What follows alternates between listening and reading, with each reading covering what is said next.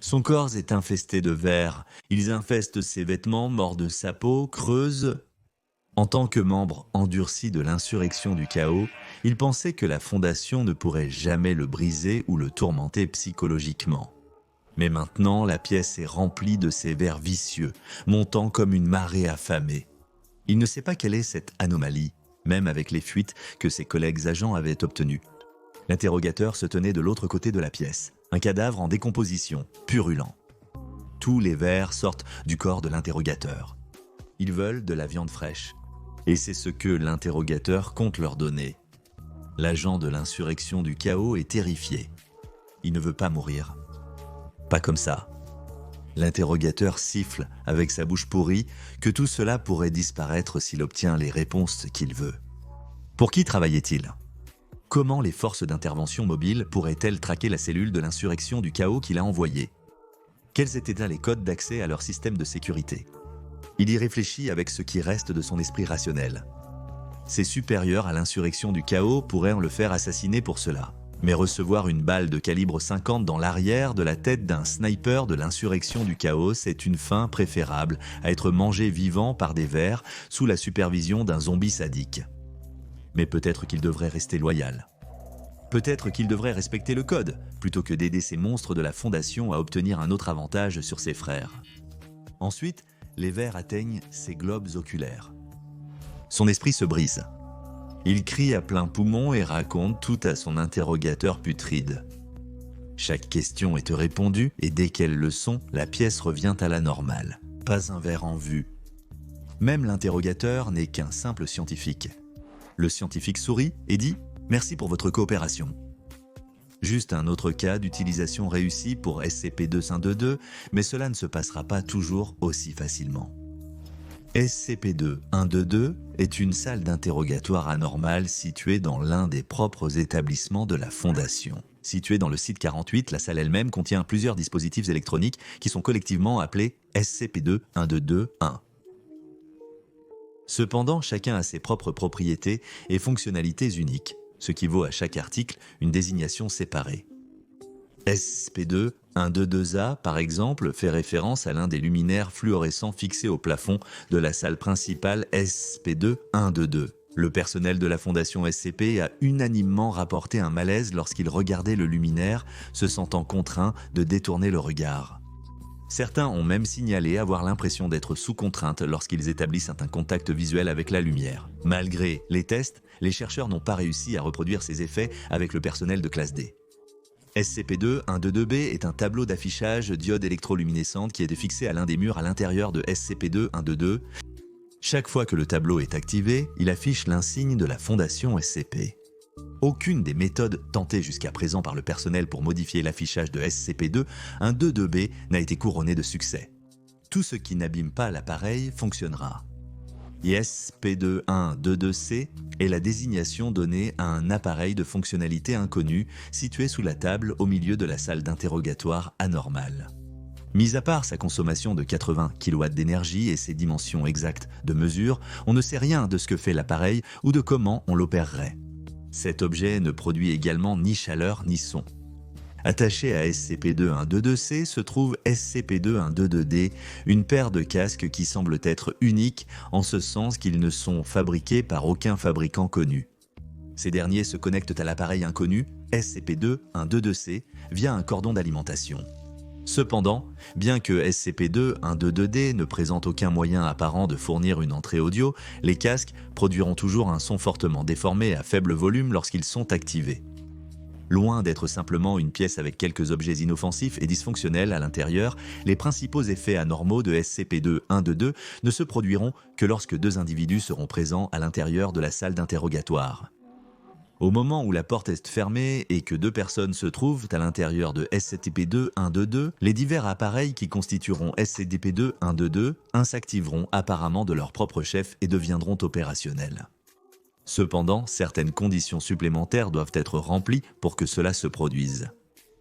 L'un des individus présents doit être employé par une organisation suffisamment puissante. Parmi les organisations considérées comme suffisamment puissantes pour activer SCP-2122, la Fondation SCP en fait partie. Cette personne doit utiliser SCP-2 dans le cadre de son travail, c'est pourquoi on l'appelle généralement, je cite, l'interrogateur.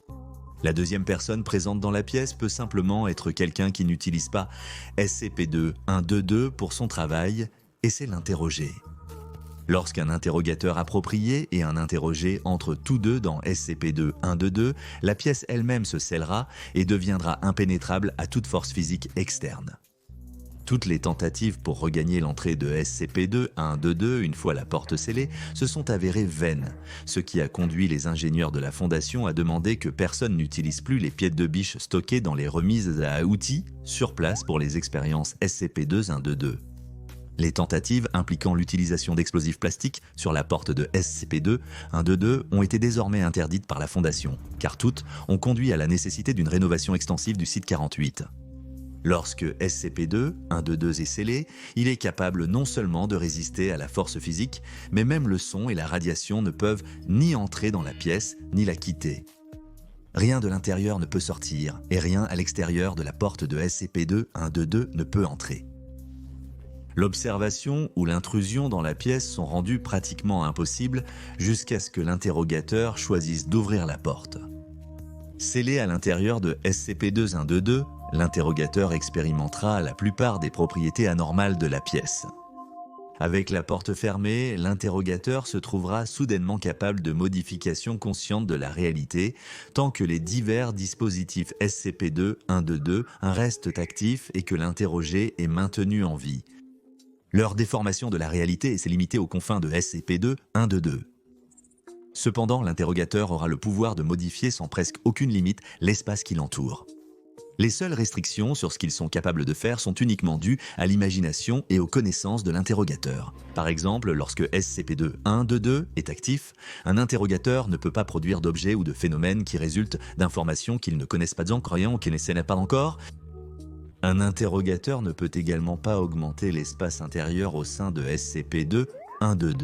Les capacités de déformation de la réalité accordées à l'interrogateur sont limitées. L'étendue de ce qu'ils sont capables de modifier est limitée par toute forme de responsabilité à laquelle ils peuvent être tenus pour leurs actions au sein de SCP-2. Si leurs actions font l'objet d'un examen officiel par un supérieur, ou si l'interrogateur est tenu responsable de tout dommage potentiel que ces actions pourraient causer, alors cela affectera la mesure dans laquelle ils sont capables de modifier à l'intérieur de SCP-2. La présence de dispositifs d'enregistrement dans la salle anormale entravera encore plus toute capacité de distorsion de la réalité. Quels que soient les objectifs spécifiques de l'interrogateur pendant l'interrogatoire, quelle que soit l'information spécifique qu'ils cherchent à obtenir de l'interrogé, ne limitera pas leur capacité, mais leur fournira une ligne de conduite, pour ainsi dire. En d'autres termes, l'interrogateur ne peut effectuer une distorsion de la réalité qui sert son objectif plus large d'extraction de certaines informations de son interrogé, au lieu de simplement réécrire librement la réalité tout en étant confiné à SCP-2. Une fois que les informations nécessaires ont été collectées par tous les moyens que l'interrogateur est capable d'imaginer qui n'enfreignent pas ou n'affectent pas leur responsabilité, alors l'état actif de SCP-2 cessera. SCP-2 et tous les dispositifs anormaux à l'intérieur reviendront à l'état dans lequel ils se trouvaient avant que la porte ne soit scellée. Cela inclut l'interrogateur qui, suite à la cessation des propriétés anormales de la pièce, ne possédera plus aucun degré de déformation de la réalité et l'interrogé sera également ramené à la normale. Les souvenirs des événements qui se déroulent au sein de SCP-2 resteront, tout comme toute documentation enregistrant ces événements. Le seul cas où les choses ne reviennent pas à leur état précédent est si l'interrogateur ou l'interrogé sont tués à l'intérieur de la salle d'interrogatoire.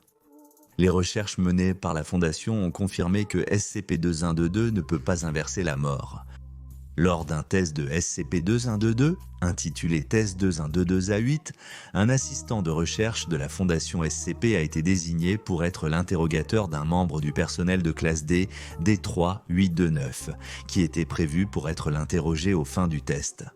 L'assistant de recherche a été informé avant d'entrer dans SCP-2 qu'il devait effectuer une série de tests prédéfinis, afin que la Fondation puisse évaluer avec précision l'étendue complète des pouvoirs de déformation de la réalité accordés par SCP-2. Ces tests comprenaient la création ou la manipulation de certains objets ou le déclenchement de sensations physiologiques spécifiques chez l'interrogé. L'assistant de recherche a été chargé de consigner les résultats de ces tests. Cependant, lors de l'entrée dans SCP-2 avec les portes scellées K1 et scellées et les conditions pour activer la pièce apparemment remplies, l'interrogateur s'est trouvé incapable de manifester les modifications de réalité demandées. Le test 2122 A8 s'est conclu par un échec. Plus tard, le GARA, lors d'une tentative ultérieure, le test 2122 A9, le même assistant de recherche a été choisi pour être l'interrogateur et une fois de plus, D3-829 a été envoyé dans SCP-2 pour agir en tant qu'interrogé. L'interrogateur a de nouveau reçu l'instruction de réaliser les mêmes tests de déformation de la réalité axés sur la création et la manipulation d'objets ou de sensations.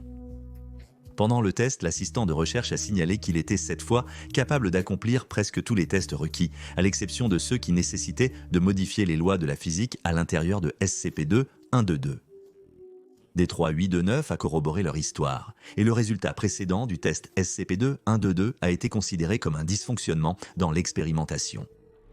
Le test 2121-2-11 a vu le même assistant de recherche revenir une fois de plus pour remplir le rôle d'interrogateur, tandis qu'un autre membre du personnel de la classe DI, D3-830, a été recruté comme interrogé. Au cours de ce test de SCP-2 D3-830, s'est vu fournir un code à 5 chiffres et a reçu pour instruction de ne, en aucun cas, fournir cette information à l'assistant de recherche. Toute tentative des interrogateurs d'apprendre ce code devait être catégoriquement refusée, sous peine de mort. Il a été clairement indiqué à D3-830 que s'ils révélèrent le code à un moment quelconque pendant le test, alors ils seraient exécutés. Évidemment, le but de l'assistant de recherche était à l'opposé de cela. On leur a dit d'obtenir le code par tous les moyens qu'ils jugeaient nécessaires, en utilisant toute l'étendue de la déformation de la réalité de SCP-2 pour apprendre l'information qui était retenue. La seule stipulation qui leur a été donnée était que D3-830 devait rester suffisamment fonctionnel pour participer à d'autres tests. Le test a duré 7 longues heures tendues, sans qu'aucun son ne puisse sortir de SCP-2. Après que ce temps considérable se soit écoulé, l'assistant de recherche a été observé sortant de la salle d'interrogatoire d'anormal et a pu fournir le code à 5 chiffres qui avaient été révélés au cours de l'interrogatoire. Les dispositifs d'enregistrement ajoutant une responsabilité pour les actions dans SCP-2, l'équipe de recherche de la Fondation a dû permettre à ces tests de se dérouler sans surveillance et a compté sur un témoignage direct pour les résultats. Cependant, après ce test, l'assistant de recherche a choisi de ne pas divulguer exactement ce qu'ils avaient fait à D3-830 pour obtenir le code. Pour sa part, D3-830 était toujours en vie et en bonne santé, et savait qu'il avait été détenu pendant une période extrêmement longue, mais indéterminée, pendant laquelle il se souvenait avoir eu peu de stimulation, puis a divulgué le code mais ne possédait aucun souvenir d'autre chose. Certains parmi l'équipe de recherche étaient préoccupés par le résultat du test 2-11 et ont spéculé sur les mesures extrêmes et sévères que l'assistant de recherche avait prises en agissant en tant qu'interrogateur. Personne ne savait ce qu'ils avaient fait à D3-830 au cours de ces 7 heures et semblaient avoir effacé leur mémoire de cela après coup. Sans moyen d'observer à l'intérieur de SCP-2 il y avait même des rumeurs circulant que l'assistant de recherche aurait pu déchirer D3-830 à un niveau atomique jusqu'à ce que la douleur force l'interrogé de classe D à révéler le code. Ensuite, l'interrogateur aurait simplement pu utiliser les pouvoirs de déformation de la réalité de D2 pour inverser tous les dommages que leur torture avait causés et faire oublier à D3-830 exactement quel traitement horrifique ils avaient subi. L'assistant de recherche a été exclu de toute autre expérience sur SCP-2 et SCP-2 A15 a plutôt vu la participation d'un agent spécial de la Fondation dans le rôle d'interrogateur et d'un détenu non identifié qui était un agent connu de l'insurrection du chaos, le groupe dissident anormal initialement créé par la Fondation avant de faire défection plus tard. C'était plus qu'une expérience. C'était un test en direct de la mise en œuvre de SCP-2 dans la détention et l'interrogation par la Fondation de suspects ayant des connaissances relatives aux anomalies et à d'autres factions anormales. L'agent spécial avait pour mission de récupérer plusieurs éléments de renseignement stratégiquement importants du détenu de l'insurrection du chaos, y compris des informations biographiques. L'interrogé était considéré comme susceptible d'être un objet anormal, et un paramètre supplémentaire de ce test était de déterminer la validité de cette suspicion. En 2h30, l'agent spécial a réussi à extraire avec succès les informations demandées qui se sont avérées être vraies. dans un délai qui s'est avéré être cohérent avec d'autres interrogatoires qui ont été effectués par la suite en utilisant SCP-2-122. Cependant, un temps indéterminé plus tard, le même agent spécial est revenu à SCP-2-122 sans aucune approbation pour les tests de la part des supérieurs de la Fondation. Étant donné qu'aucune autorisation d'utiliser SCP-2-122 n'avait été donnée, l'agent spécial n'a pas réussi à remplir les critères pour activer la distorsion anormale de la réalité de la pièce. Au lieu de cela, il a déclenché une cessation immédiate de l'état actif de SCP-2-122. Cependant, l'agent spécial, jouant le rôle d'interrogateur rebelle, semblait incapable d'ouvrir la porte. Cela a conduit l'interrogé qu'ils avaient amené de force dans la pièce avec eux à devenir frénétique et à les attaquer. Dans la lutte, l'interrogé a réussi à dominer l'interrogateur et l'a assassiné. Depuis cet événement, les équipes de recherche n'ont pas réussi à recréer les circonstances qui ont conduit aux conditions observées lors de ce qui est maintenant enregistré comme l'incident 2122-7. Toutes les tentatives de recréer le même effet dans d'autres conditions ont également échoué. De plus, les équipes de recherche étaient de plus en plus préoccupées par les effets néfastes possibles de l'utilisation répétée de SCP-2-122 sur ceux qui avaient précédemment agi en tant qu'interrogateurs ou interrogés. Les inquiétudes n'ont fait qu'augmenter suite à l'incident 2122-7, étant donné qu'un agent spécial avait traîné de force un autre membre du personnel de la Fondation dans SCP-2-122 et les y avait détenus jusqu'à ce qu'ils soient forcés de se battre littéralement pour sortir.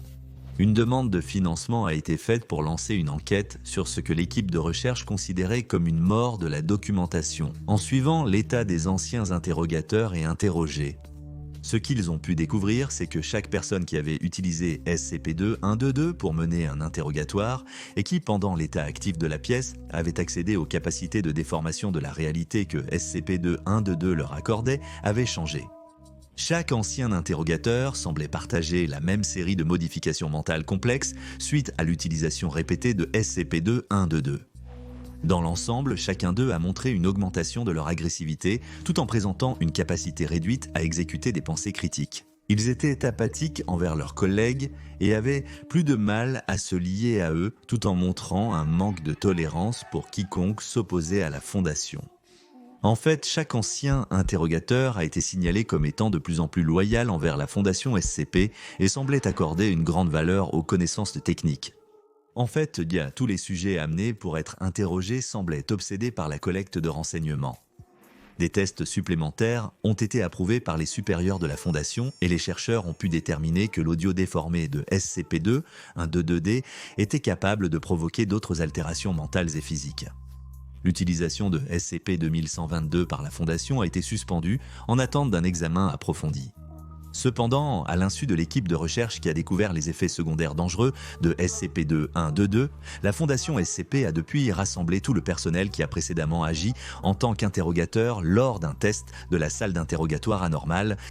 Compte tenu de leur loyauté accrue envers la Fondation, ces agents se sont regroupés en une force opérationnelle de la Fondation afin de faire usage de leur aptitude particulière à utiliser SCP-2-122 pour extraire des informations. Secrètement, ils ont été chargés de poursuivre la recherche sur l'application de SCP-2-122 pour les objectifs organisationnels de la Fondation et d'identifier les applications potentielles pour quelque chose qui n'est désigné que sous le nom de SCP-2-122-2. Maintenant, découvrez le trou noir miniature SCP-123 et les lieux SCP plus terrifiants qu'un trou noir pour en savoir plus.